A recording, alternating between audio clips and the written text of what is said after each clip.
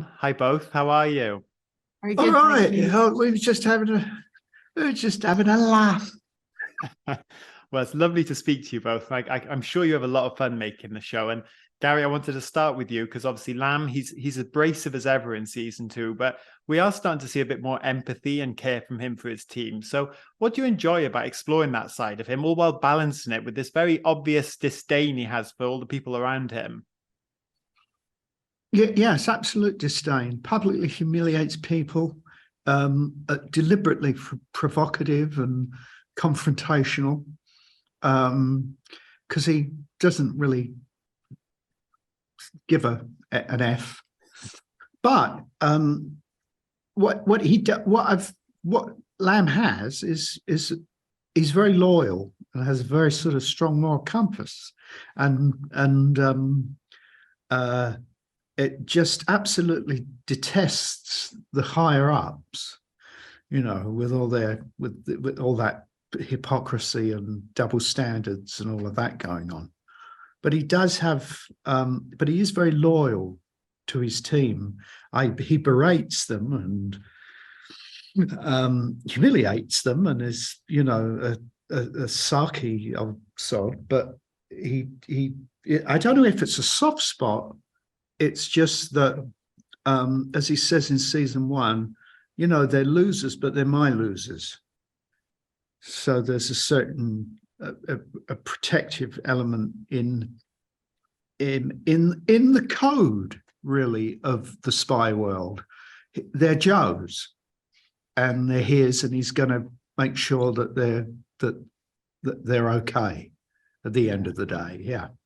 Absolutely. And Saskia, for you, when you're on the receiving end of the sort of abuse that Gary is coming out with towards your character, obviously you're having to portray this almost quiet contempt she has for Lamb, but are you also struggling to keep a straight face during those moments? You're focused. I am very focused. No, actually. I think I've got to really enjoy Catherine's seriousness, and I suppose once I've got the costume on and everything, that but I don't know. But there's we do fun have a and lot comedy of fun within the seriousness. Yeah, There? yeah. The more you're serious, and the more sarcastic I am, and you don't break that veneer of, then I think that's where the I mean, the yeah, joy is. sometimes I do have to talk to myself and say, don't enjoy this too much.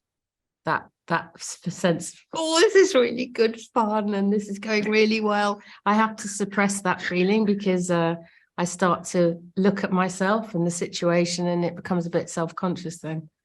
Sometimes I do have to work on that. Absolutely. I can only imagine.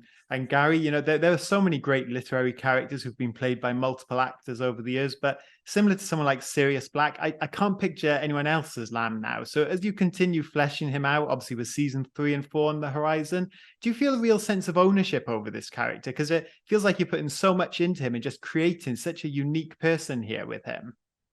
Well, I have to say, a lot of that work has been done for me, because he is the creation of Mick Herron, who writes the books that the show's based on, and he's really done an incredible job with all of us, with all of these people that he's conjured up. I'm not how Mick physically saw the character originally, but I feel a sense of ownership to it, and Mick has now he's sort of hinted the other day. We saw him in London, and that he sees. I think maybe going forward with the writing, we've contaminated him now, because he lived with these people for so long in his imagination, and now they're 3-dimensional, walking, talking, breathing people. who look like Gary and look like Saskia, and so I think he's going forward. He may be influenced by what we're now bringing, to the part. His 7th book is called Bad Actors. Yes. I hope that isn't a sign of his observation of last year. I think it came out this year, actually. I think he's joking. chuffed, don't you? Oh yeah, he's delighted. I think he's really. He absolutely should be. This season, again, another fantastic piece of work, just like season 1. And I can't wait to see you both back for season 3 and 4. So thank you so much for your time today. Such a pleasure. Thank you both.